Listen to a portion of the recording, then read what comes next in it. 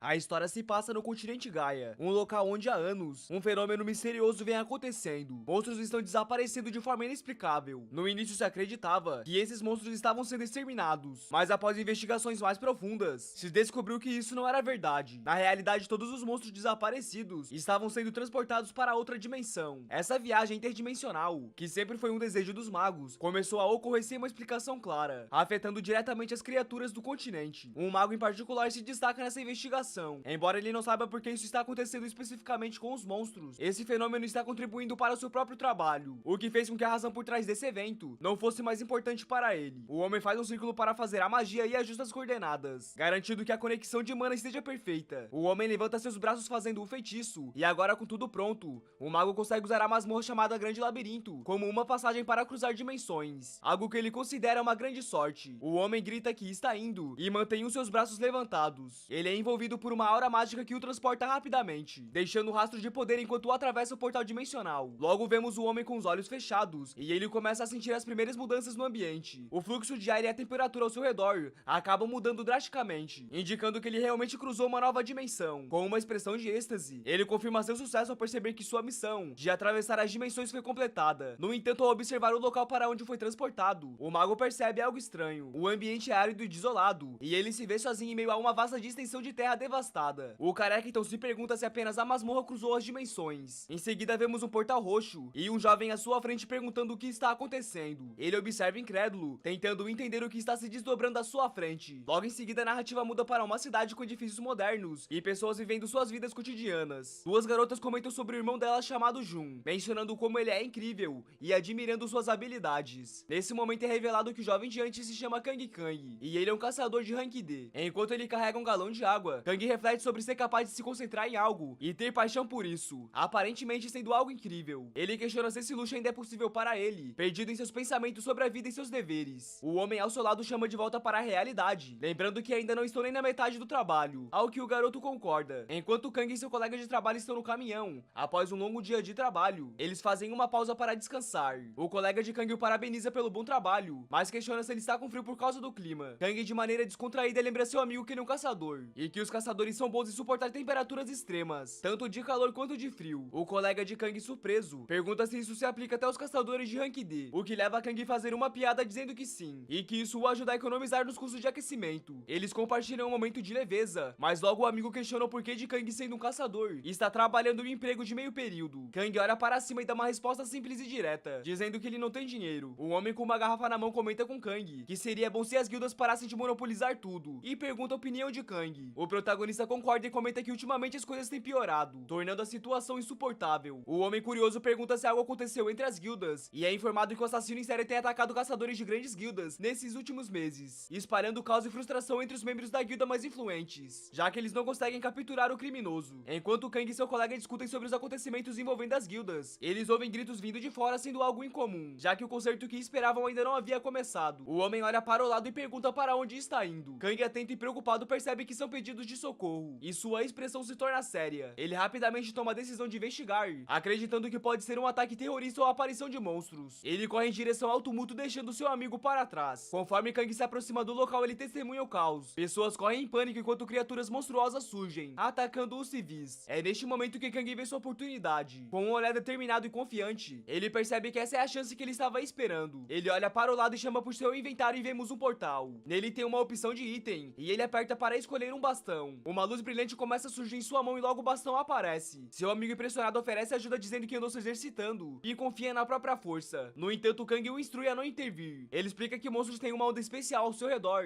que torna as armas normais ineficazes. Segurando o bastão, Kang fala que apenas caçadores que foram aprimorados com estatísticas especiais, assim como ele, podem penetrar essa barreira e atacar efetivamente. Kang pede para que seu amigo se mantenha mais afastado para evitar problemas, e o homem coloca a mão na cabeça e concorda, dizendo para ele tomar cuidado. Determinado a agir rápido, Kang se apresta para lidar com os monstros, antes que os membros das grandes guildas cheguem ao local. Ele sabe que se conseguir eliminar alguma dessas criaturas menores, poderá garantir dinheiro suficiente para se sustentar por um ano inteiro. Porém, enquanto corre em direção aos monstros, ele é interrompido por um caçador de cabelo prateado, que o chama de novato e o manda sair do caminho. Logo o homem pega Kang pela camisa e o arremessa em direção aos monstros. Enquanto está arrastando no chão, ele se pergunta se os membros da guilda chegaram. Ele reconhece que a guilda Titã, liderada pelo vice-mestre Doyun, está no controle da área. Isso o irrita porque ele queria terminar a caça antes da chegada dos membros da grande guilda. Do-yoon de pé e com os braços cruzados ordena que Kang saia, afirmando que aquele território pertence à sua guilda e que Kang não deveria meter a colher ali. No entanto, Kang indignado rebate que ele chegou primeiro e portanto tem direito àquela área. Do-yoon não dá importância e responde que essa regra não tem valor algum para guildas como a Titã. Eles continuam se confrontando e Do-yoon questiona as ações de Kang, que se defende de forma provocativa, sugerindo que as regras estão sendo manipuladas pelas grandes guildas para seu próprio benefício. De repente, Kang para o ataque com determinação, mas falha ao atacar, pois o líder consegue desviar com facilidade. O protagonista regala os olhos e logo Do-yoon atinge Kang com força, derrubando ele com apenas um golpe. Do-yoon olha com uma expressão de arrogância e pergunta quem ele pensa que ele é, afirmando que se ele fizer isso mais uma vez vai lhe matar de verdade. Kang, com a mão no rosto, percebe que em termos de velocidade e poder, Do-yoon o supera em todos os aspectos. Com raiva e frustração, ele aperta o bastão com força, amaldiçoando sua própria fraqueza. Ele reflete sobre a diferença brutal entre ele e os caçadores de uma grande guilda, questionando-se essa verdadeira disparidade entre um caçador de baixo escalão e os da elite. Kang se culpa por não ser mais forte, pensando que se fosse mais forte poderia fazer algo. Logo, Kang comenta sobre a tirania das grandes guildas, mas ao mesmo tempo se sente impotente por ser apenas um caçador de rank D, sem a força necessária para enfrentá-los de igual para igual. Mesmo frustrado, Kang admite que tudo o que pode fazer é continuar seus trabalhos temporários para ganhar dinheiro. Após terminar seu trabalho, ele caminha de volta para casa, cheio de pensamentos conflitantes. Kang chega a desejar de forma distorcida que o assassino em série que anda solto atacasse os membros da guilda Titã. Contudo, o sentimento mais forte que ele carrega consigo mesmo é a frustração de sua derrota. Ao chegar em casa, Kang reflete sobre suas limitações e tenta lidar com o fato de sentir a dor física após aquele golpe que ele sofreu durante o confronto. Ele se distrai ao ouvir um som estranho e logo se depara com um portal roxo no ar. Kang fica de frente com o portal e, olhando assustado, se pergunta o que é isso. Curioso, Kang se inclina em direção ao portal, imaginando que poderia estar do outro lado, até que ele vê uma criatura o encarando com um sorriso ameaçador. Em choque, Kang se afasta rapidamente, gritando que é um Goblin. Enquanto ele se recupera, percebe que vários Goblins estão começando a sair do portal. Kang rapidamente percebe que está em perigo e diz a si mesmo que precisa pegar sua arma. No entanto, ao se virar para tentar agir, ele acaba notando algo estranho. Os Goblins parecem incapazes de vê-lo, o que o deixa confuso. Com a sensação de estar invisível para os Goblins, Kang se pergunta: será que eles não conseguem me ver? Ele aproxima sua mão do portal e logo coloca ela lá dentro. Kang olha para sua mão e se surpreende ao perceber que não tem resistência ou reação estranha ao toque. Um sorriso se forma em seu rosto, como se ele estivesse começando a compreender o que está acontecendo. Ele então pega uma bebida e abre a lata. Nisso, ele começa a beber enquanto reflete sobre tudo o que aconteceu até agora. Após colocar a lata sobre a mesa, ele se senta no sofá de sua sala pensativo. Ele murmura para si mesmo, pensando que se suas suspeitas estiverem corretas, isso é definitivamente uma masmorra que existiu com apenas um conceito até agora. Kang, visivelmente exausto e deitado em um sofá, suspira e reflete sobre um grande problema. Algo apareceu em seu sótão. Com dúvidas, ele se pergunta se deveria reportar a situação à associação responsável ou simplesmente ignorar o fato. Ele está confuso, pois embora a possibilidade de existência de masmorra seja discutida, nenhuma foi descoberta até o momento. No entanto, Kang teme a consequência de informar a associação. Ele tem a certeza de que ao reportar o ocorrido, sob o pretexto de uma investigação local, essa imagem é vivida em sua mente, com agentes da associação aparecendo em trajes de proteção e tirando ele à força da residência. Kang toma uma bebida e por fim uma decisão. Em vez de entregar o que ele considera uma mina de ouro para a associação, ele decide ficar com um achado para si mesmo. Porém, uma preocupação surge. Os monstros da masmorra poderiam vir até ele. Antes de seguir com sua decisão, ele percebe que precisa confirmar esse fato. Armado com um taco de beisebol, Kang se prepara para entrar no portal. Sabendo de suas próprias limitações, ele pondera: com suas habilidades atuais, ele consegue enfrentar 2 ou 3 goblins no máximo. Kang está diante do portal, preocupado com a possibilidade de mais monstros passarem. Ele pondera sobre o risco de perder a sua vida, caso a situação se agrave. Com o braço para frente, ele decide atravessar o portal, temendo o que pode encontrar. Ao cruzar o portal, uma mensagem surge. Ele entrou em uma masmorra real, localizada no primeiro andar do labirinto dos goblins. Kang fica surpreso ao constatar que sua suposição estava correta. É uma verdadeira masmorra. Ele olha para o lado por conta de um barulho, mas logo é surpreendido por um goblin agressivo, que avança em sua direção com uma arma. Assustado, Kang se joga para trás do portal antes que o goblin o acerte, o que deixa a criatura confusa. Logo, Kang se prepara para lutar, desejando que os monstros não o percebam. Porém, enquanto Kang tenta passar despercebido, o goblin ataca com velocidade e força, tornando a situação ainda mais perigosa para ele. Kang coloca a mão na boca e percebe que os monstros da masmorra não podem vê-lo e nem atravessar o portal de sua casa. Logo, ele dispara e decide que não há razão para ter medo. No ar, Kang está segurando sua arma pronto para acertar o goblin. Ele avança com força total e atinge o goblin com um golpe poderoso. O impacto do golpe é brutal, jogando o goblin para trás. O machado do goblin voa para longe com a força do ataque, mas Kang não para por aí. Ele continua sua ofensiva, saltando em direção ao goblin caído, enquanto o monstro tenta se recuperar do ataque de antes. Nisso, Kang atinge o goblin várias vezes até derrubá-lo completamente. Ele então crava o taco de beisebol no corpo do goblin, garantindo que a criatura não se levante novamente. Enquanto o goblin agoniza no chão em choque com dor, Kang olha para ele com com frieza e diz que também está desesperado. Sem hesitar, ele dá o golpe final, matando o monstro de uma vez por todas. Kang reflete sobre essa experiência. Olhando para o Goblin derrotado no chão, ele comenta que nunca havia caçado o monstro sozinho antes, sempre dividindo os pontos de experiência com os outros. Agora todo o mérito é seu, e pela primeira vez em 3 anos, seu nível sobe apenas por matar um Goblin. Essa vitória lhe traz uma nova percepção sobre o domínio das grandes guildas, sobre o terreno de caça, algo que ele considera opressor. Ele se sente indignado com as guildas, pensando que elas venderam completamente suas consciências. Se lembrando de um detalhe importante, Kang se abaixa e percebe que os cadáveres dos Goblins costumavam ser vendidos por um preço bom no mercado. Ele calcula que o valor de um Goblin chegaria a cerca de 3 milhões de won. Kang começa a sorrir pensando quanto poderia lucrar com esse Goblin. Decidido a lucrar com sua vitória, ele vai até a troca de caçadores, um local onde caçadores podem vender suas conquistas. Ele entra na enorme estrutura da cidade, onde outros caçadores também estão realizando suas transações. Kang pega seu número de atendimento e espera pacientemente. Quando é chamado, o atendente pergunta o que ele quer vender. Com confiança, Kang responde que é um Goblin. O atendente então acessa o sistema e Kang toca na imagem de um Goblin para registrar sua venda. O corpo do Goblin aparece na mesa, pronto para ser avaliado. O atendente curioso examina o Goblin e diz que vai dar uma olhada. Enquanto o atendente examina o corpo do Goblin, ele permanece em silêncio por um momento, observando os detalhes da criatura. Ele olha para Kang e comenta que parece que ele não tem muita experiência como caçador. Surpreso, Kang pergunta como ele percebeu isso. O atendente então explica que matar o Goblin daquela forma, o valor de mercado da criatura é reduzido. Ele levanta o Goblin e aponta para os danos, dizendo que da próxima vez Kang deve mirar nos pontos vitais, para preservar o corpo em melhores condições e assim garantir um valor maior. O comerciante avalia o corpo e oferece 3,2 milhões de won, alegando que a condição da carcaça não permite um valor mais alto. Kang, sem muita escolha, aceita a oferta, e o negociante pede para ele informar o local onde o monstro foi abatido, pois precisa verificar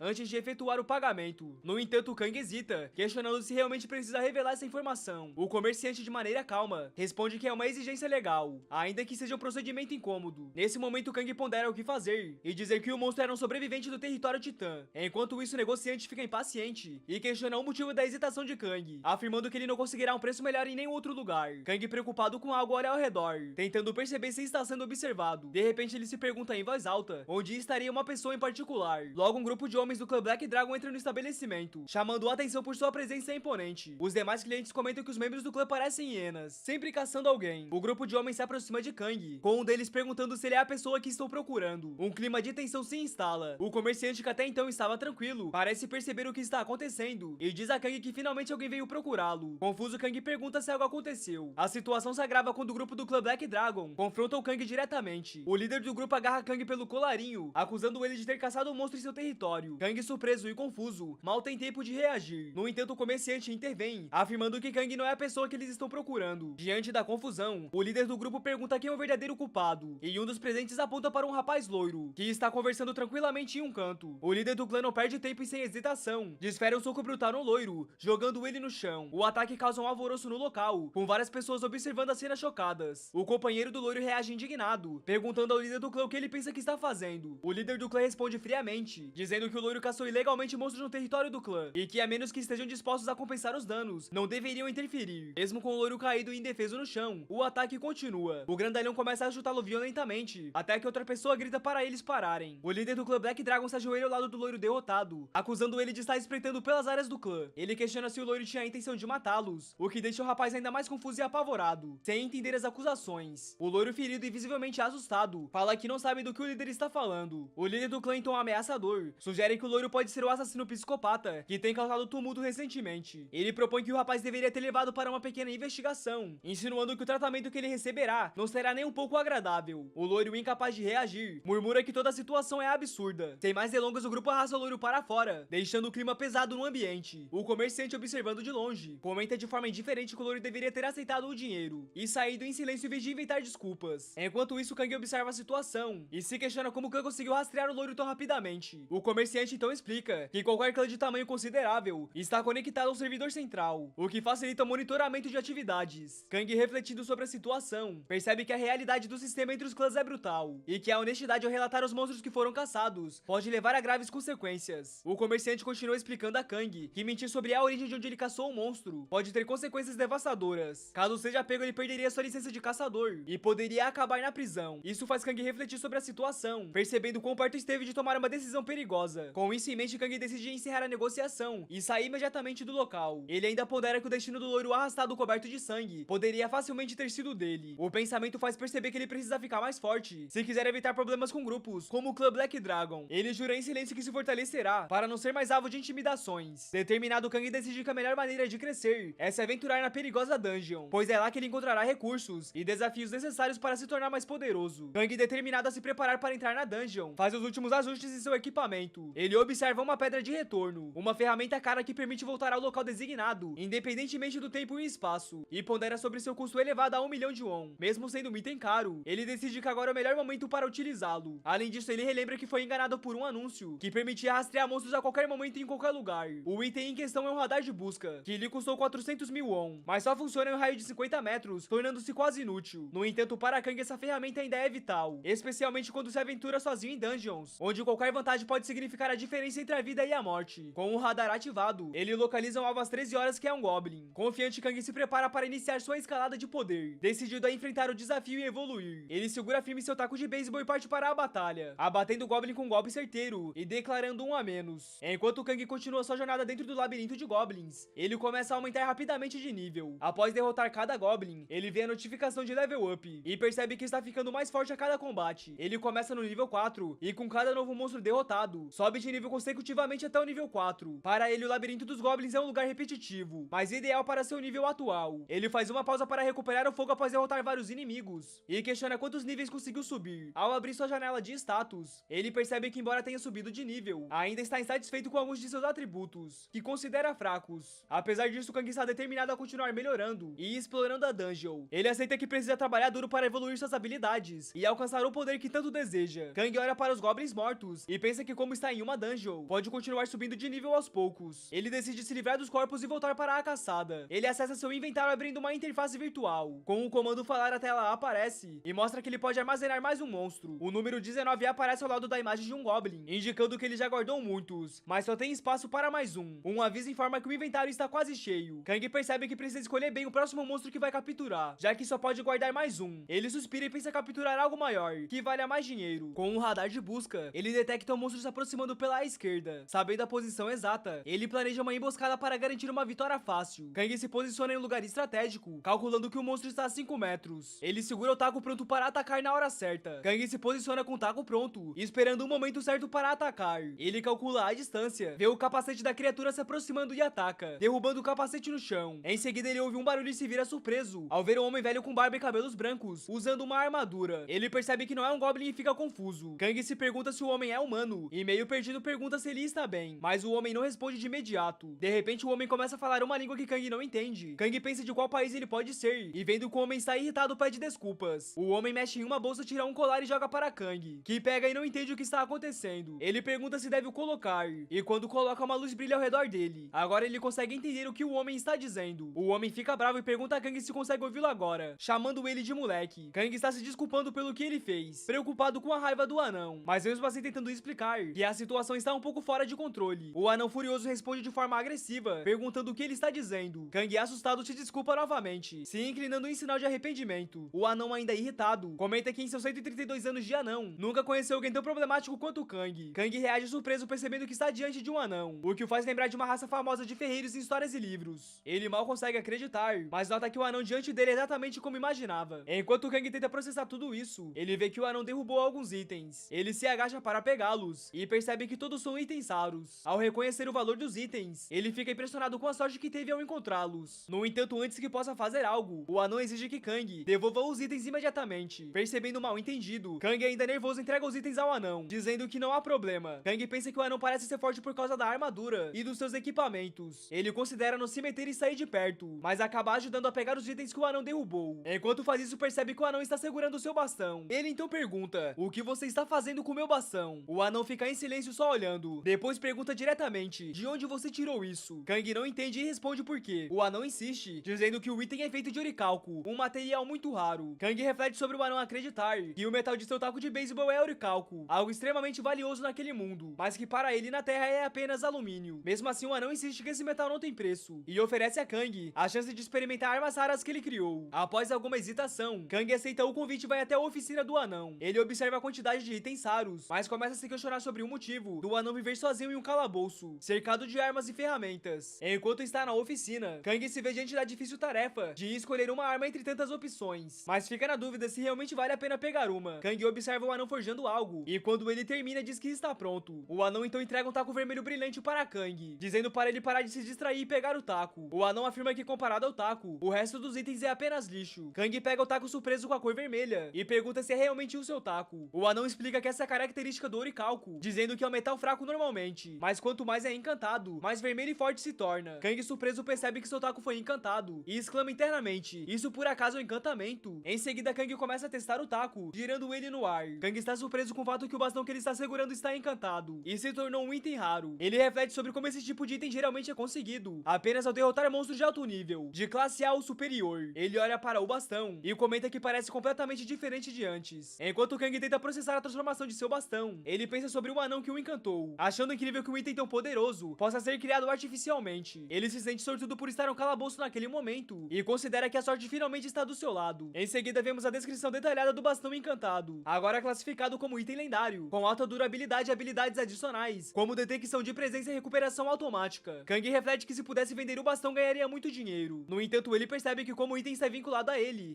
não pode ser vendido. Ele pergunta ao anão se a função de recuperação automática significa que o bastão está realmente preso a ele. O anão, rindo alto, diz que Kang deveria se sentir grato e que agora o bastão só pode ser usado por ele, ninguém mais poderá utilizá-lo. Kang, enquanto examina o bastão em seu inventário, percebe que não pode vendê-lo para ganhar mais dinheiro, já que o item está vinculado a ele. Mesmo assim, ele não se desanima, pensando que há outras maneiras de conseguir dinheiro. Ele abre o inventário e nota o corpo do Goblin que havia coletado anteriormente. Sua ideia é vender o corpo do Goblin para conseguir algum lucro. Logo em seguida, ele começa a refletir sobre como ele poderá vendê-lo. Ele menciona que a associação de caçadores não será uma opção viável devido à origem do Goblin, e começa a ponderar outras alternativas. Pensando em uma solução, Kang se lembra do mercado negro e fica animado com a ideia de utilizá-lo. Ele conclui que o mercado negro no setor dos caçadores costuma lidar com cadáveres sem fazer perguntas, o que é relativamente fácil entrar em contato com eles, especialmente para caçadores de nível mais baixo como ele, que sempre recebem cartões de visita dessas operações. Kang chega a uma construção abandonada e confirma que é o lugar certo. Ele olha o cartão de visita de novo e acha que o cartão parece bem suspeito. Logo em seguida, ele é chamado pelo nome por um homem que pergunta se ele é Kang. Ele responde que sim, e o homem confirma que é o vice-gerente Young. E Young pede para Kang segui-lo, dizendo que o chefe está esperando. Kang pensa que encontrar um lugar assim foi uma boa ideia, porque quem não viria aqui? O chefe chamado Lee Jun-Shu aparece e logo pergunta se podem verificar os corpos de goblins primeiro. Lee é descrito como um agiota, disfarçado de agente de empréstimo, que também negocia corpos de monstros no mercado negro. Kang, sem muita conversa, abre o inventário para mostrar os corpos. Enquanto isso, ele pensa que é estranho o cara não dar nem um oi, antes de checar tudo direito. Kang toca na interface e os corpos dos goblins aparecem. Os dois homens ficam surpresos, e um deles comenta que apesar de Kang parecer novato, os goblins são reais. O capanga se aproxima e conta 20 goblins em boas condições, confirmando isso para Lee Jun-Shu. Lee Jun-Shu observa que os goblins estão em melhor estado do que ele esperava. Ele confirma que tudo está certo e pergunta para Kang quanto ele espera receber. Kang sugere 5 milhões por cada goblin, incluindo as pedras mágicas. Lee Jun-Shu responde que as cabeças estão muito danificadas e oferece 3 milhões. O capanga comenta que as cabeças dos goblins estão muito deformadas e nem servem para decoração. Lee Jun-Shu então oferece 3,5 milhões por cada goblin. Kang negocia o preço dos goblins, pedindo 4,5 milhões. O comprador hesita e Kang diz que se não gostarem do preço, ele encontrará outro comprador. Durante a conversa, um dos homens corre em direção ao grupo, alarmando e gritando o chefe, dizendo que é um problema urgente. Eles são informados que precisam sair rapidamente, pois há monstros no local. O grupo se surpreende e Kang pergunta o que está acontecendo. Um dos homens avisa que 2 orcs apareceram de repente, o que deixa todos perplexos. Kang lembra que já ouviu falar que em situações muito raras, os corpos de monstros podem atrair outros monstros, o que explicaria a chegada dos orcs. Ele se questiona por que isso está acontecendo justo agora. Kang, após analisar a situação com os orcs, percebe que eles estão muito além de suas capacidades atuais e se preocupa com a sua segurança. Ele pensa que precisa sair dali imediatamente. Enquanto isso, tenta pegar os corpos dos goblins, mas acha que já pode ser tarde demais. Um dos orcs aparece e surpreende todos, com Kang reconhecendo que se trata realmente de um orc. Lee Jun-Shu pede para Kang fazer algo já que ele é um caçador, mas Kang hesita. Quando o orc parte para o ataque, Kang percebe o perigo e tenta reagir rapidamente, mas a diferença de poder é evidente e ele se vê em uma situação de perigo. Quando percebe que o orc está perto demais, sem chance de desvio, ele pensa rápido que não quer morrer assim. De repente, o taco de beisebol aparece no ar brilhando e bloqueia o ataque do orc. Kang pega o taco e o orc fica confuso por um momento. Ele recua um pouco, ainda surpreso com o que acabou de acontecer. Os capangas assistindo ficam surpresos sem entender nada. Hyung pergunta para o chefe o que está acontecendo, mas nem ele sabe o que está acontecendo. Kang pensa que o taco deve ter se materializado por conta do efeito especial de detecção de presença. Isso dá a ele mais confiança. Ele percebe que pode ter uma chance de lutar. O orc então avança de novo e Kang segura o taco com força, decidido a lutar, e se prepara para o ataque sem pensar em fugir. O orc ataca Kang, mas ele desvia, atingindo suas pernas e causando danos visíveis. Em seguida, ele acerta o orc no rosto com seu taco, dizendo que pode derrubá-lo. Nisso o orc cai no chão derrotado. Sorrindo, Kang reflete que o item que está usando é muito mais incrível do que imaginava. Além disso, Kang percebe que sua vitória o levou a subir vários níveis de uma só vez, passando do nível 24 para o 36. No entanto, antes que possa aproveitar completamente sua vitória, ele é alertado pelos outros caras. Há outro monstro atrás dele. Ao se virar, Kang vê outro orc atacando, mas ele consegue desviar a tempo. Kang se sente indignado ao ser atacado pelas costas por outro orc, considerando a atitude covarde. Ele reage rapidamente, acertando o monstro com um golpe. O orc cai de joelhos após o impacto, e Kang aproveita a oportunidade para lançar mais um golpe mortal. Nisso, Kang golpeia a cabeça do orc com uma força tremenda, enviando o monstro para o mesmo destino de seu companheiro. O monstro solta um último som de dor, antes de cair no chão derrotado, ao lado de outro orc, que Kang já havia derrotado. Os homens ao redor observam a cena impressionados, enquanto vemos que o nível de Kang subiu novamente, agora de 36 para 48. Olhando para o seu taco, ele comenta que não havia percebido que as armas encantadas eram tão poderosas assim. Após Kang derrotar os dois orcs, os homens começam a conversar e pensam no que fazer. Kang decide usar a vitória a seu favor nessas negociações. Com um sorriso confiante, ele sugere que eles recomecem as negociações, agora que ele provou sua força ao derrotar os orcs. De volta em sua casa, Kang consegue um acordo muito lucrativo, recebendo 15% acima do valor de mercado. Ele reflete sobre o quão inesperada essa generosidade foi, enquanto vê sua conta bancária e vê um impressionante valor de 240 milhões de won. Deitado em seu quarto satisfeito com o resultado, ele comenta que a transação foi concluída com sucesso. Agora Kang, olhando para cima satisfeito, diz que está focado em seu próximo objetivo, que é continuar caçando. Ele relembra que Lee Jun-chun decidiu continuar trabalhando com ele porque o salvou de um orc. Comenta que provavelmente por ter reconhecido que ele é mais do que um ladrão de corpos, mas alguém habilidoso o suficiente para caçar os orcs. Kang, que estava em um momento de incerteza sobre como enfrentar monstros mais poderosos por conta de seu equipamento, se levanta animado e muda sua expressão rapidamente. Ele pensou em uma maneira de conseguir itens gratuitamente se jogasse suas cartas de forma correta. Pouco tempo depois, vemos umas latas dentro de uma caixa, e o homem pergunta se o protagonista está tentando subornar. O anão, segurando a latinha, fica surpreso e comenta que isso tudo é feito de oricalco. O protagonista fala que dentro tem álcool, e eles começam uma conversa. O anão pergunta se ele fez xícaras de oricalco e se dentro tem água benta. O protagonista responde que não, e que dentro da lata só tem cerveja. Por fim, Kang pergunta se ele quer experimentar. Assim que o anão experimenta, ele cospe a bebida, dizendo que isso tem gosto de mijo, visivelmente irritado. Nisso, Kang começa a abrir outra bebida, perguntando se deveria ter oferecido algo mais forte. Tentando agradá-lo, Kang oferece soju, que é uma bebida mais forte. O anão olha com descrença e comenta que vai lhe dar mais uma chance. Após tomar, ele dá um sorriso e diz que isso de fato é bom. Isso deixa o anão um pouco mais satisfeito, mas ele ainda sente que a bebida poderia melhorar com algo a mais. O protagonista, surpreso, pergunta o que seria esse algo a mais. O anão sério diz que Kang precisa minerar algo para ele. O protagonista fica sem entender e pergunta o que precisa minerar, ao que o anão responde mitril. Vemos o protagonista descendo umas escadas, desabafando que isso está o deixando louco. Enquanto desce as escadas, Kang reflete sobre sua situação. Ele menciona que está tentando conseguir equipamentos de graça e agora está preso nessa missão, o que o incomoda. Kang comenta que sabe que mitril é um mineral, mas não entende o que isso tem a ver com soju. Confuso, ele decide continuar a busca, dizendo a si mesmo para tentar encontrá-lo. Ele chega a uma área que se parece muito com uma floresta real, embora ainda esteja dentro do labirinto. Em seu sistema surge uma notificação, indicando que ele alcançou o segundo nível do labirinto, chamado Labirinto de Cães e Esqueletos. O sistema pergunta se ele gostaria de registrar esse local como um ponto de teletransporte. Kang, sem entender o que é isso, decide registrar o ponto de teletransporte, o que é confirmado pelo sistema. Kang se depara com o portal, e ao se aproximar, uma mensagem informa que agora ele pode viajar entre o primeiro e o segundo nível, usando esse portal. Kang coloca a mão para a frente, dizendo que o sistema funciona de maneira semelhante a um jogo, permitindo que ele se mova facilmente entre os níveis. Kang, confiante com essa nova descoberta, decide usar o portal para voltar. Quando ele está explorando o novo ambiente, reflete sobre o nome do local, o Labirinto de Cães e Esqueletos. Logo em seguida, é surpreendido por um cão monstruoso, com olhos vermelhos brilhantes e presas enormes. O cão ataca ferozmente, mas Kang, rápido com seu bastão, acerta o monstro com um golpe poderoso, silenciando o animal e o derrotando. Vemos que o protagonista subiu de nível novamente. Kang comenta sobre ter derrotado os cães facilmente, refletindo que esses monstros eram muito mais fracos que os orcs, e ele os vê como uma oportunidade fácil de ganhar pontos de experiência. Após eliminar uma horda inteira de monstros, ele percebe que seu nível aumentou significativamente, passando do nível 49 para 74. Kang observa que com o valor dos corpos dos cães que ele derrotou, ele já acumulou cerca de 200 milhões de won. Essa percepção o deixa animado, pois suas conquistas estão rendendo não apenas experiência, mas também dinheiro. Nisso, Kang fica muito animado, se vendo cercado por uma chuva de dinheiro, e declara rindo que está ficando rico. No entanto, sua empolgação é interrompida quando ele se lembra de sua missão anterior, que é buscar o mitril. Ele quase esqueceu devido à empolgação com seus ganhos, e rapidamente volta ao labirinto em busca do mineral. Kang começa a explorar mais profundamente, e enquanto corre, comenta que esse parece ser o lugar. Enquanto ele para e nota vários esqueletos à sua frente, os esqueletos também o notam e correm em sua direção. Kang está em uma masmorra conhecida como Labirinto de Cães e Esqueletos. Ao ver esqueletos à sua frente, ele comenta que esqueletos não têm valor monetário. Mesmo assim, ele percebe que terá que enfrentá-los, já que eles avançam em sua direção. alimentação. Irritado com a situação, ele pensa que será um incômodo ter que lidar com eles. Kang começa a atacar os esqueletos com sua arma, destruindo um deles com um golpe poderoso. No entanto, ele logo percebe que os esqueletos só podem ser derrotados se o núcleo deles for destruído. O núcleo está localizado no centro do peito dos esqueletos. Ao identificar essa fraqueza, Kang foca seus ataques no núcleo e consegue destruir um dos esqueletos, comemorando a vitória com um a menos. Enquanto ele se recupera de sua investida, outro esqueleto flamejante aparece do nada, surpreendendo Kang, que se pergunta de onde ele surgiu. Mesmo o pegando desprevenido, Kang consegue atacar e diz que há muito deles. Nisso ele dá um sorriso dizendo para todos virem para cima. Ele então ataca novamente, acertando a criatura no núcleo, fazendo com que ela desapareça. Quando tudo se acalma, vemos Kang de pé exausto e ofegante, cercado por esqueletos derrotados. Ele se pergunta se finalmente acabou. Enquanto recupera o fôlego, Kang reflete sobre a situação. Ele percebe que o motivo pelo qual foi enviado pela batalha foi apenas uma desculpa, mencionando que, pensando bem, o álcool provavelmente era só uma desculpa. Ele também comenta com frustração que o velho anão provavelmente não queria ir ele mesmo, então manda o Kang em seu lugar. O sistema aparece dizendo que Kang atingiu o nível 100 e agora pode mudar de classe. O sistema continua dizendo que sua classe será automaticamente determinada com base em suas ações recentes. Confuso, ele coloca a mão no queixo, se questionando se ele já alcançou esse nível, e pensa consigo mesmo que, dado o que enfrentou, provavelmente ele mudará de classe para guerreiro. No entanto, para sua surpresa, outra mensagem aparece, informando que após derrotar vários mortos-vivos, ele foi promovido para a classe de clérigo. Kang então se pergunta se ele é um clérigo. Mais tarde vemos Kang jogando um saco com itens no chão, dizendo que ali está o Mithril que ele pediu. O anão ri e pergunta se ele voltou inteiro, enquanto Kang reclama de suas dores, especialmente nas costas. O anão parece aliviado, mas também brinca que achava que Kang poderia ter morrido lá fora. Kang exausto grita com o homem se ele não consegue ver que ele está exausto. Enquanto segura o saco, o anão fala para ele parar de reclamar, afirmando que ele não parece estar tão cansado assim. Por fim, enquanto o anão examina o Mithril que o Kang trouxe, ele pergunta em tom de cobrança se isso foi tudo que Kang conseguiu encontrar. Kang, colocando a mão na cabeça, pensa consigo mesmo que o Mithril que encontrou parecia valioso e decidiu pegar um pouco mais do que o pedido, pensando que não teria problema. Ele sorri de forma travessa, enquanto o anão comenta que o labirinto agora se tornou inútil. Em seguida, o anão sugere que comecem a forjar o equipamento e pergunta a Kang que tipo de equipamento ele gostaria. Pensando por um momento, Kang menciona que já tem uma arma e que seria mais interessante ter uma armadura, mas preferiria que ela não fosse tão chamativa. O anão confiante diz que isso é simples de se resolver. Após essa conversa, vemos o celular de Kang despertando, enquanto ele está deitado em sua cama dormindo. Logo, ele desliga o despertador e se espreguiça, dizendo que dormiu por 6 horas e se sente revigorado. Enquanto coloca a mão no rosto, ele lembra que decidiu ir para casa dormir um pouco, para descansar do calor e cansaço da oficina. Ele comenta que é bom ter colocado o despertador, pois o equipamento deve estar quase pronto. Mudamos de cena para a oficina e vemos o anão largando a sua marreta na mesa. O anão, cansado e olhando para cima, diz que está contente com o resultado. De repente, ele percebe algo e olha para o lado, ao notar a chegada de Kang. O anão pergunta por onde ele esteve, e Kang responde que só foi dar uma volta por aí. O anão então revela a armadura feita para Kang, explicando que ele fez de modo que pudesse ser usada de forma discreta por baixo de suas roupas, o que deixaria a armadura escondida. Curioso, Kang pega a peça e observa que por fora ela não parece muito diferente de outras armaduras. Mesmo assim, ele decide experimentá-la. O sistema aparece notificando que a armadura é uma corrente de Mithril de qualidade única, leve e durável, feita com muito cuidado pelo anão. Isso, o anão pergunta se ele já está pronto. Kang responde que está quase, mas no meio da frase é surpreendido por um ataque inesperado do próprio anão, que o golpeia para testar a resistência da armadura. Após o golpe surpresa do anão, uma mensagem aparece, destacando que a armadura reduz 50% do dano físico e mágico. Kang, sendo arremessado para trás, se pergunta o que é isso. O anão, com um sorriso de satisfação, explica que as palavras não seriam suficientes, então decidiu demonstrar a eficiência da armadura. Ele pergunta a Kang como foi o desempenho. Kang, ainda se recuperando do susto, responde brincando que o anão poderia ter pegado mais leve. Ao verificar seu corpo, percebe que o golpe não causou nenhum dano, o que o deixa impressionado. Ele comenta que normalmente o ataque teria quebrado suas costelas, mas graças à armadura está perfeitamente bem. Empolgado, ele pensa que com essa armadura em seu bastão, sua capacidade de combate será muito maior. Kang corre até o homem e reflete que encontrar o anão foi um grande golpe de sorte, agradecendo por toda a ajuda. O anão, no entanto, começa a mexer em algo e dispensa os agradecimentos como normalmente. Ele então pega um grande barril e diz a Kang para levar aquilo com ele. Kang recebe um barril do anão e, surpreso, pergunta o que exatamente é aquilo. O anão, com um sorriso misterioso, responde que é algo especial, mas não dá muitos detalhes na hora. Quando Kang chega em sua casa, ele decide experimentar o que está dentro do barril. Após dar um gole, Kang fica impressionado com o sabor, comparando o líquido a uma bebida fina, com um aroma e sabor incríveis. Ele se pergunta como algo simples como soju poderia se transformar em algo tão delicioso. É então que ele lembra da explicação do anão. Quando se armazena uma bebida em um barril de Mithril, o sabor é realçado mesmo que a bebida seja de qualidade inferior. Maravilhado com essa transformação, Kang percebe que só o fato de colocar a bebida no barril mudou completamente a experiência de degustá-la. Isso deixa refletindo sobre a sorte que teve em conhecer o anão, mas em seguida pensa em algo dizendo para esperar um minuto. A história continua com Kang sendo mencionado em uma ligação telefônica, em que o Junshun, em um escritório, está interessado interessado no que Kang tem a oferecer. Ele quer vender algo e o Junshu, com um sorriso interessado, pergunta o que Kang quer negociar dessa vez, especulando que se trata de uma carcaça de monstro. Kang menciona que tem uma carcaça de Cobalt e um pouco de bebida para vender. O Junshu, confuso, repete a palavra bebida com surpresa, claramente não esperando essa parte da oferta. Ao fundo vemos um local conhecido como área de treinamento de novos caçadores da Guilda Titã. Enquanto isso, a Guilda Titã acaba de concluir uma missão de subjugação e seus membros estão coletando carcaças de monstros. De repente, uma emergência surge e um dos membros corre para avisar o vice-mestre da guilda sobre um problema inesperado. Os soldados começam a olhar para o portal e veem que os homens lagartos estão passando, pois o surgimento de um portal nesse momento era totalmente inesperado. Uma quantidade 3 vezes maior de homens lagarto começa a aparecer. Os membros da guilda não sabem o que fazer, reconhecendo que não conseguiram lidar com o problema sozinhos, e sugerem pedir ajuda a outros caçadores. No entanto, o vice-mestre da guilda se recusa. Ele considera pedir ajuda ridículo e acredita que a reputação da guilda está em jogo. Ele insiste que a guilda Titã precisa resolver a situação internamente. Determinados, os membros da guilda liderados pelo vice-mestre se preparam para a batalha. Segurando sua arma, ele os encoraja, dizendo que enquanto permanecerem focados, podem conter esses monstros. Por fim, ele diz para se prepararem. Em outro cenário, Kang recebe os parabéns por sua recente promoção. Uma mulher que parece ser funcionária de uma organização o parabeniza e confirma que ele é um clérigo, uma classe rara de curandeiros que possui habilidades de cura. Ao entregar o cartão de identificação de caçador para Kang, ela elogia sua classe. O cartão de Kang confirma sua classe como clérigo de rank C. Quando está prestes a pegar o seu cartão, ele agradece à mulher. Após a sua promoção a clérigo, Kang começa a andar e reflete sobre como essa nova classe pode torná-lo um ativo valioso para qualquer guilda. Ele imagina as novas oportunidades que surgirão a partir de agora. Nisso, um homem machucado e coberto de sangue se aproxima desesperado, perguntando se há algum clérigo extra por perto. Kang, hesitante, levanta a mão e afirma que é um clérigo, mas menciona que é de classe C, questionando se seria o suficiente. O homem, aliviado, o convida a se juntar imediatamente, garantindo que sua ajuda seria bem-vinda independente do seu rank. Kang, surpreso com a rapidez com que foi aceito, pensa consigo mesmo que se tornar um clérigo talvez seja mais vantajoso do que ele havia imaginado. Logo em seguida, a história corta para um homem lagarto sendo atingido por uma espada. Uma das criaturas consegue derrubar um dos homens, que cai ao lado de seu companheiro. Quando o homem cai no chão, o seu colega vai o ajudar perguntando se ele está bem. Nesse momento, um novo inimigo apareceu no céu, surpreendendo ambos. Um dos guerreiros rapidamente corta o monstro que estava prestes a o atacar, salvando os dois aliados. Em seguida, vemos o monstro atacado caindo no chão em duas partes. O homem grita para que todos se concentrem, alertando que se perderem um foco podem acabar mortos. Durante a batalha, o vice-líder da guilda reclama do desempenho de seus subordinados, acreditando que eles só estão confiantes porque tem alguém para depender. Mesmo com sua frustração, ele se prepara para eliminar todos os inimigos, dizendo para eles resistirem enquanto elimina as criaturas. O vice-líder está avançando, mas alguém grita que o líder não pode fazer isso porque precisa comandar, o que faz ele se perguntar quem é esse. Nisso vemos Kang sendo instruído a curar os outros. Ele parece um pouco fora do lugar, perguntando se há algo a mais que pode fazer para ajudar, mas o grupo insiste que ele deve focar apenas na cura. O homem salta e garante que ele será recompensado mais tarde, e Kang concorda desde que seja pago. Enquanto cura, vemos a batalha continuar, com um guerreiro recebendo a cura de Kang, mas acaba não sendo suficiente e ele é acertado pela criatura. Ele, assustado, pede para que seja curado. Enquanto isso, Kang comenta sobre a situação com seu colega, notando que não importa o quanto eles lutem, parece interminável. Desse jeito, eles terão que entrar em contato contra a guilda para receber ajuda. O homem suando responde que estava pensando na mesma coisa. Kang olha para o lado e percebe que a situação está piorando rapidamente, e que nesse ritmo eles poderiam ser eliminados. Ele olha em choque para frente, e vemos que um homem lagarto o atacou por trás. Olhando para trás, ele se pergunta como esses monstros chegaram tão longe, e que isso significa que a retaguarda foi violada. Quando a espada está prestes a acertar, ele invoca seu bastão, que em seguida acerta em cheio o rosto do homem lagarto. Enquanto isso, os outros membros da equipe ficam confusos e olham para trás incrédulos. Kang então grita que é uma emboscada e que a retaguarda foi violada. O homem de branco pergunta como eles chegaram tão longe, e o outro responde que é uma técnica de ocultação. Kang olha para isso confiante e diz para todos se concentrarem na cura agora, pois ele mesmo vai cuidar desses homens lagartos agora. Um dos clérigos ao seu lado questiona como ele pretende lidar com a situação, já que ele não deveria ser um guerreiro, mas sim um clérigo como eles. O outro clérigo sugere pedir ajuda da guilda Titã, argumentando que a luta é perigosa demais. No entanto, Kang mantém a calma e avança dizendo que não se preocuparia tanto se não tivesse confiante no que pode fazer. Kang tá com o homem lagarto com força e pensa que estava preocupado com o que disse, mas sabe que é possível derrotá-los. Ele desvia de um ataque e pega o homem lagarto pela garganta e o joga contra o chão, o finalizando com seu bastão. Nisso, Kang olha para trás, vendo que um de seus colegas está passando sufoco. Ele volta para ajudar dizendo que baixou a guarda. O protagonista avança com velocidade e logo em seguida vemos o protagonista saltando em direção à criatura, determinado a atacar. Kang acerta com força a cabeça do homem lagarto, mas apesar do golpe forte, o monstro não é derrotado facilmente, e a batalha continua. Assim que o Kang pousa no chão, ele vira para trás e é acertado pela criatura. O monstro confuso é rebatido com o protagonista dizendo que seu ataque não surtiu o efeito esperado. O protagonista olha para suas costas satisfeito e logo acerta um golpe no rosto da criatura, dizendo que esse é o poder de um bom equipamento. Um dos homens olha para Kang dando uma surra no monstro e pergunta como um clérigo é capaz de fazer isso. O homem, observando impressionado, comenta que isso é incrível e que Kang realmente finalmente está segurando os inimigos sozinho. Outro cara aparece dizendo que graças a Kang, eles podem focar na cura sem preocupações. Logo a cena muda para os inimigos que parecem confusos, e alguém nota que algo estranho está acontecendo com os homens lagartos, sem entender o motivo. De repente algo passa em grande velocidade, e o homem aparece cortando a criatura ao meio. É revelado que ele é Seu Sang-Yu, o mestre da guilda Titã, um caçador de rank S. Ele fica de frente com Kang, e pergunta se foi ele quem cuidou dos inimigos aqui. Ao que Kang responde que sim, perguntando quem ele é. Mas os caras atrás dele já sabiam quem ele era, comentando o seu nome. O protagonista olha para seus companheiros, ao que eles o avisam que o homem que acabou de aparecer é o mestre da guilda Titã. O de óculos aliviado afirma que finalmente eles poderão ir para casa. Nisso Sang-Hu dispara, dizendo que terão que continuar essa conversa mais tarde. Enquanto isso, Sang-Hu se aproxima de Kang, dizendo que ele será recompensado adequadamente por sua ajuda. Kang, ainda segurando seu bastão vermelho, fica um pouco surpreso ao ver Sang-Hu de perto. Ele reconhece imediatamente a presença poderosa de Sang-Hu, impressionado por estar frente a frente com um caçador de rank S. Kang reflete internamente, percebendo que sempre soube que os caçadores de rank S eram incrivelmente fortes, mas a presença de Sang-Hu é diferente. Apenas pelo olhar, ele entende que Sang-Hu está em um nível totalmente superior, quase como se ele fosse um monstro de tão poderoso. Em seguida vemos uma cena de Sang-Hu soltando no ar e pousando entre os caçadores. Logo ele diz que eles fizeram um ótimo trabalho, e os caçadores olham para ele alegres, dizendo que é o mestre da guilda. O vice-líder, com uma expressão irritada, pergunta como ele sabia para onde ir. Outro membro da guilda revela que foi ele quem chamou o mestre para ajudar, e não vê nenhum problema em pedir assistência ao companheiro da guilda. Sang-Hu então assume o controle da batalha, ordenando que aqueles que estão com pouca energia recuem, pois ele comandará a subjugação a partir dali. Em seguida ele avança emanando uma energia intensa, e ordena que todos que o compreendem se movam rapidamente. No entanto, alguns caçadores mais novos tentam intervir, pedindo ao mestre da guilda que espere. Eles estão apressados para seguir suas ordens, mas estão preocupados com seu mestre. O mestre apenas diz para eles irem rápido e recuar. Em seguida, Sang-Hu grita determinado. Ele então realiza um ataque devastador, criando uma enorme explosão que atinge inúmeros monstros de uma vez. O ataque é tão precioso que não afeta nenhum dos aliados, apenas os monstros. Os caçadores ao redor ficam atônitos com o poder de Sang-Hu, admirando sua força. Eles comentam sobre como ele conseguiu derrotar tantos monstros com apenas um golpe. Sem dúvida, um feito que demonstra que ele é um caçador de rank S. Kang observa com surpresa, reconhecendo a habilidade do cara de golpear apenas os monstros, sem ferir os aliados. Kang por um momento reflete sobre seu próprio progresso, e pensa que havia se tornado mais forte. Mas comparado a alguém como Sang-Hu, ele percebe que tem um longo caminho a percorrer. O campo de batalha mostra o monstro caído após ser derrotado. Em seguida, outro monstro é esmagado violentamente na cabeça. Depois vemos vários corpos de monstros espalhados no chão, enquanto o líder da equipe ordena que chequem as baixas e recolham tudo que estiver por ali. Os membros da equipe respondem rapidamente sim senhor. Logo depois, Do-Yun é mencionado, e Sang-Hu aparece claramente irritado, agarrando Do-Yun pelo colarinho. Ele grita chamando Do-Yun de louco, e perguntando por que ele tentou lidar com tudo sozinho. Sang-Hu deixa claro que isso foi extremamente perigoso, e ele questiona se Do-Yun estava planejando que todos morressem por causa disso. Do-Yun responde que se tivesse pedido ajuda, isso teria prejudicado a reputação da guilda. Sang-Hu com raiva corrige Do-Yun, dizendo que não foi a reputação da guilda que ele quis proteger, mas sim o próprio orgulho dele. Do-Yun, em um tom mais calmo, reconhece que é uma acusação severa, mas mantém sua postura. Sang-Hu estava prestes a continuar sua discussão com Do-Yun, quando um membro da guilda se aproxima, pedindo desculpas por interromper. Ele sugere que seria melhor deixar os clérigos, que ajudaram a guilda naquele dia, irem embora. Sang-Hu aceita a sugestão, e responde que eles devem ser liberados. Ao fundo vemos Kang e os outros clérigos aguardando. Sang-Hu ainda é sério se volta para Do-Yun, e avisa que ele não sairá ileso dessa situação. Ele promete que eles continuarão com essa conversa mais tarde, quando voltarem para a guilda. E Do-Yun, um pouco abatido, responde que entende. Sang-Hu então se aproxima dos clérigos, e se apresenta como mestre da guilda Titã. Ele agradece sinceramente por terem ajudado seus membros a sobreviverem ao ataque, expressando sua gratidão especialmente para Kang, a quem ele dirige um elogio por lidar sozinho com a emboscada dos homens lagarto. Intrigado pelas habilidades de Kang, Sang-Hu pergunta o seu nome. Kang responde sem hesitação, dizendo que seu nome é Kang. Sang-Hu continua a conversa, perguntando se Kang já está afiliada a alguma guilda. Kang, ainda com seu semblante sério, explica que não faz parte de nenhuma guilda. Aproveitando a oportunidade, Sang-Hu oferece a Kang a chance de se juntar à guilda Titã. Ele promete que se Kang aceitar a oferta, todas as taxas de adesão serão dispensadas, o que demonstra seu interesse nas habilidades de Kang. Nesse momento, Do-Yun, claramente incomodado, se aproxima rapidamente, interrompendo a conversa entre Sang-Hu e Kang. Ele questiona irritado o que o mestre da guilda está dizendo, não acreditando que Sang-Hu realmente fez essa oferta. Do-Yun argumenta que se lembra claramente de que Kang, que até pouco tempo era um rank D, ele expressa sua descrença, afirmando que embora Kang tenha tido sorte de se tornar um clérigo, ele não é alguém digno de ser recrutado, insinuando que sua ascensão pode não ser tão impressionante quanto parece. Do-Yun está olhando para frente quando Sang-Hu o interrompe, dizendo que sem o Kang, todos os membros e clérigos teriam morrido. Sang-Hu acusa Do-Yun de colocar quase tudo a perder por causa de sua teimosia, e chama ele de idiota. Do-Yun fica sem jeito, enquanto os membros da guilda surpresos observam a cena. Kang, assistindo de longe, pensa que o mestre da guilda é mais equilibrado do que ele imaginava. Sang-Hu manda Do-Yun se desculpar, mas Do-Yun fica furioso pensando que não vai se desculpar. Logo depois, Kang recusa a oferta de entrar na guilda, dizendo que não pode confiar em um lugar com alguém como Do-Yun como vice-líder. Isso irrita Do-Yun, que chama Kang de bastardo e parte para cima do garoto. Do-Yun tenta atacar com um golpe de energia, mas Kang rapidamente rapidamente tira o bastão do inventário e acerta um golpe poderoso na barriga de Doyun. Um tempo se passa e vemos uma notícia impactante, informando que o vice-mestre da guilda Doyun desmaiou após ser derrotado por um caçador de rank C. Isso gera uma reação imediata entre os membros da guilda, que discutem a situação no escritório. Eles falam sobre trazer o caçador de rank C para uma explicação, e até mesmo consideram para a demissão. No entanto, um dos membros afirma que apesar de Doyun ter cometido um erro, a punição seria injusta. Um dos homens afirma que se essa situação não for resolvida, a reputação da guilda Titã será prejudicada. O líder Sang-Hoo, colocando a xícara na mesa, pondera que não foi o caçador de rank C que manchou a reputação da guilda, mas sim Doyun, que colocou recrutas em perigo por causa de seu orgulho. Ele menciona que o Doyun também tentou usar violência contra alguém que lutou pela guilda, tornando a situação inaceitável. Sang-Hoo considera isso razão suficiente para revogar o título de vice-líder de Doyun. Apesar da hesitação de alguns membros, Sang-Hoo encerra a conversa de forma decisiva, pedindo que todos saiam. Seu Sang-Hoo reflete sobre Kang e reconhece que ele não é um caçador comum de rank C. Ele decide que antes que Kang fique mais poderoso, precisam recrutá-lo para a guilda. Kang está relaxando em casa enquanto segura o celular e reflete sobre suas finanças. Ele percebe que gastou muito dinheiro porque ganhou mais do que esperava, e as despesas estão maiores do que era previsto. Kang coloca seu celular na mesa e pensa que deveria ter aceitado uma oferta de pagamento extra. No entanto, ele se consola decidindo que não importa mais e toma um gole de sua bebida. Ele se mostra confiante, afirmando que tem outras maneiras de ganhar dinheiro. Em seguida, ele entra em um portal brilhante, determinado a enfrentar novos desafios. Enquanto atravessa o portal, Kang decide que caçar o mesmo monstro de sempre não é mais suficiente para ele. Ele olha para o lado comentando que agora está mais forte, portanto ele pode ir atrás de uma presa mais forte também. Kang começa a correr e logo começa a caminhar dentro da masmorra, mencionando que acabou indo muito longe. Algo o interrompe, o som de uma criatura que rapidamente se aproxima dele. Ele olha com atenção e de repente um monstro surge diante dele. É um orc e Kang imediatamente se coloca em posição de combate para atacar. O orc tenta pegá-lo de surpresa, mas Kang consegue se desviar e acerta um golpe na criatura. Com esse golpe ele o derruba e comenta que foi no momento exato. Nisso outros orcs se aproximam, formando uma linha de ataque. Kang percebe que se conseguir derrotar todos eles, estará com as finanças garantidas por um bom tempo, o que o deixa motivado para o combate que está por vir. Kang, com um sorriso confiante, provoca seus inimigos, dizendo que eles podem vir. Ele se prepara para enfrentar o orc, enquanto o monstro avança em sua direção. Por fim, ele fala que é hora de ganhar dinheiro. Na sua interface de caça aparece o contador de monstros, mostrando que já derrotou 20 orcs. Ele comenta confiante que agora pode derrotar 20 orcs sem problemas. Com suas armas em mãos, Kang decide que é hora de explorar mais a fundo, então se dirige para o lugar mais perigoso da masmorra. Descendo uma escadaria sombria, ele reflete sobre a estrutura à sua volta, se perguntando o que está adiante. Ele caminha pelo corredor e comenta que parece ser um templo misterioso, e sente uma atmosfera estranha no local. De repente, um sistema de notificação aparece diante dele, informando que ele chegou ao terceiro andar, o labirinto do guardião do templo. Kang chega em um lugar, dizendo que acha que chegou no lugar certo. O sistema informa que o terceiro andar foi registrado no portal de dobra. Ele estranha a ausência de monstros ao seu redor, e se questiona se o templo é uma zona segura. Logo depois ele escuta algo e fica em alerta. Em seguida ele é atacado e reage rapidamente, desviando da criatura que apareceu diante dele. Durante o combate seus olhos brilham em choque, e enquanto se joga para trás, ele percebe que não está lidando com um monstro comum. Kang olha para o lado assustado e bloqueia o ataque com seu bastão. Nisso ele é empurrado para longe com força, percebendo que apesar de seus esforços, a força do inimigo é avassaladora. Os seus pés deslizam no chão em alta velocidade. Ele fica surpreso com o poder e agilidade do monstro, se perguntando como pode ser tão forte e ágil. Ele tenta se concentrar, mas algo chama sua atenção. Ele observa atentamente o monstro à sua frente, notando que o corpo da criatura parece ser feito de pedra. Reconhecendo a criatura, ele percebe que é um golem. Ciente de que está lidando com um golem, ele ajusta sua estratégia. Em um rápido movimento, ele avança contra a criatura. O golem revida e o protagonista é jogado para trás. Ele avança novamente e percebe que apesar da força bruta do golem, a criatura não é muito inteligente, e isso lhe dá uma vantagem. Com um sorriso confiante, ele deduz que se a criatura é forte fisicamente, acaba carecendo de inteligência. Isso facilita sua estratégia. Então ele realiza um ataque decisivo, acertando a criatura em cheio. Ele fica de pé após o ataque e afirma que não há razão para conseguir derrubá-lo, enquanto os destroços do monstro caem no chão. Nisso ele fica na frente do monstro derrotado e olha para o lado confiante, dizendo que ficou assustado à toa, minimizando a situação. No entanto, algo inesperado acontece. Ele vê uma nova movimentação do resto dos inimigos, que começa a se juntar. Confuso, ele reflete por um momento, percebendo que pode ter subestimado a situação. O inimigo com um rosnado ameaçador se recompõe, mesmo depois de ter sua cabeça esmagada. A surpresa toma conta dele, pois ele pensava ter derrotado o inimigo completamente. Ele se lembra de uma importante informação: essa criatura não morre a menos que seu núcleo seja destruído. O protagonista percebe que cometeu um erro e decide recuar para repensar em sua estratégia. Ele tenta escapar da luta, mas o inimigo agarra sua perna. Em seguida, o protagonista se depara com o segundo inimigo, ficando surpreso ao perceber que há mais de um adversário. Nisso, um ataque rápido atinge um dos monstros. Uma explosão de luz e força segue, e o protagonista percebe o ponto fraco da criatura, sendo o núcleo localizado no centro do peito. Determinando que destruir o núcleo é a única maneira de derrotar o inimigo, ele parte para o ataque, decidido a esmagar o segundo monstro também. Com um golpe poderoso, ele destrói o monstro acertando o seu peito. Nas últimas imagens, o personagem principal reflete sobre a situação, pensando que se mirar no peito do oponente, pode ter sucesso em derrotá-lo. Ele então se afasta extravasa um pouco observando a destruição ao redor e comentando que aquilo foi por pouco, quase não escapando da situação. Kang coloca a mão no rosto aliviado e lembra que se não fosse a flecha que veio antes, ele poderia ter morrido. Surpreso, ele se pergunta quem o ajudou naquele momento, se questionando se foi o anão que havia aparecido anteriormente. No entanto, ao se virar para olhar, ele vê uma figura emergindo da fumaça e percebe que não é o anão, mas sim uma mulher misteriosa. Quando ela se aproxima, ele observa algo estranho em suas orelhas e, chocado, percebe que ela é uma elfa. Nisso, o protagonista se agacha para agradecer pela ajuda e ela corre em sua direção. Quando ele termina de agradecer, a mulher o agarra pelo colarinho e o puxa em sua direção, com um olhar sério. Ela afirma que nunca viu antes naquele calabouço, questionando quem ele é e de onde ele veio. Kang fica confuso com a abordagem e questiona o que ela está dizendo. A mulher continua perguntando de onde ele veio e por quanto tempo ele esteve preso no calabouço, sem entender que ele acabou de entrar. Kang explica que entrou naquele mesmo dia e parece incrédulo com a ideia de estar preso. A mulher, surpresa, pergunta se ele realmente acabou de entrar, ao que ele confirma. Ela então deduz que ele deve saber onde fica a entrada do calabouço e ele responde afirmativamente, meio hesitante. Decidida, ela o solta dizendo que está bem. Ela o joga no chão com força, enquanto Kang é arremessado para trás. A mulher segura o seu arco e diz que finalmente encontrou uma maneira de sair daquele lugar, indicando que agora tem uma solução para escapar. Kang olha para a situação confuso e se pergunta o que está acontecendo. Ele está com uma expressão tensa segurando o seu bastão e claramente frustrado com a situação. Em seguida, meia elfa Lúcia exige que ele a leve até a entrada pela qual ele entrou pelo calabouço. Kang internamente questiona o motivo da mulher estar dando ordens tão rapidamente e fica surpreso com a atitude dela. No entanto, ele não pode deixar de notar que ela é muito bonita, o que faz com que ele sorria levemente. Lúcia então diz que o compensará por ajudá-la, revelando que ela é uma mercenária de rank platina e diz que ele pode confiar nela. Kang, no entanto, fica intrigado e pergunta sobre esse rank, sem acreditar muito nas palavras dela. Lúcia se apresenta formalmente, dizendo que seu nome é Lúcia Meia Elfa e que ele provavelmente já ouviu falar dela. No entanto, quando Kang parece não reconhecer o nome dela, Lúcia parece um pouco surpresa e comenta que achava que ela era famosa. Ela decide mostrar a Kang o distintivo de mercenária, afirmando que isso prova sua identidade como mercenária de rank platina, esperando que ele acredite nela agora. A mulher, segurando sua arma, pergunta se ele não reconhece o que ela está mostrando. Ela o questiona se ele veio de algum lugar rural e de onde ele é. Na sequência, o jovem responde que é de Seul e, surpreso, afirma nunca ter ouvido falar de um elfo vivendo na Coreia. A mulher, confusa, pergunta onde fica esse lugar e parece não reconhecer o nome. Ela coloca a mão no queixo e reflete se o labirinto que ele mencionou realmente conseguiu fazer uma travessia dimensional. Considerando essa possibilidade, ela pergunta se aquela é a primeira vez que ele entrou ali, mas o rapaz diz que ele já esteve dentro e fora algumas vezes. Mais adiante, vemos o mago do início e a mulher explica que o labirinto realmente usou magia de mudança dimensional, algo que fez a masmorra transitar de uma dimensão para outra. O jovem parece confuso e pergunta o que isso significa. A mulher responde que a masmorra foi transportada para outro mundo, graças à magia do labirinto. O rapaz, segurando seu bastão, então questiona se isso realmente é possível, e a mulher confirma que sim. Ela cruza os braços e fica aliviada ao descobrir que a transição dimensional funcionou, e diz que se for possível reverter a magia, eles conseguirão voltar para casa. O jovem reflete sobre a situação e conclui que algo estava estranho desde o início, confirmando que essa masmorra não é deste mundo. Ele também parece preocupado com as implicações de reverter a magia e devolver a masmorra ao seu estado original, prevendo possíveis problemas. Kang coloca o braço para frente e pergunta para a mulher se ela pretende enviar a masmorra de volta para sua dimensão original. Ela responde que pode ser difícil no momento, mas menciona que há um local potencial que poderia ajudar. Ela explica que encontrou uma sala secreta enquanto procurava uma saída. A garota então pergunta se ele pode ajudar com isso. Ela chega perto dele e ele pergunta que tipo de ajuda, ao que ela responde que precisa derrotar o monstro-chefe para chegar lá. Kang parece relutante, questionando por que ele deveria ajudar com isso, mas a mulher promete uma boa recompensa. Ela confirma que dará algo em troca, e também uma recompensa por derrotar o monstro-chefe. Kang considera as condições, e parece achar que elas não são ruins. Após pensar, ele concorda em ajudar. A cena então corta para uma luta intensa, onde Kang ataca um monstro gigante com seu bastão, atingindo ele com força. Enquanto o monstro cai no chão derrotado, vemos a mulher atrás dele lutando contra outro monstro. E galera, se vocês gostaram do vídeo, eu peço que deixem seu like e compartilhem. E também comente se querem parte 2. Muito obrigado por chegar até aqui,